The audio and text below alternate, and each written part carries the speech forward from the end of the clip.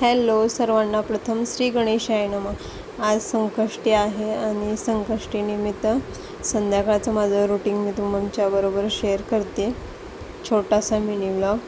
कणिक मळून घेतले मी आणि इथं खोबरं किसते आणि मोदक बनवण्यासाठी खोबरं किसते मी. खोबरं किसून झालं की त्याच्यामध्ये गूळ वगैरे टाकून थोडं कढईमध्ये गॅसवरती ठेवून थोडं गरम करायचं ते खोबरं. आणि खोबरं आणि गूळ गरम केल्यानंतर थोडा वेळच ठेवायचं, जास्त करपू नाही द्यायचं. आणि हलवून थोडंसं उतरवून घेतले. नंतर मी त्याचे मोदक बनवणार आहे.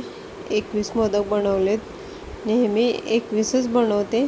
थोडे एक्स्ट्रा एखादा झाला तरी चालेल, काय त्यात नाही. पण गणपतीला जो मान असतो तो 21 मोदकांचाच असतो. आणि नेहमी जर त्या महिन्यातली माझी संकष्टी असते आणि खूप छान वाटतं असं महिन्यातून एकदा मोदक बनवायला. छान वाटतं. आणि पटपट मी मोदक करून घेतले आणि तळून पण घेतले आहे. आणि मुलींना पण खूप आवडतात मोदक, मला पण फार आवडतात.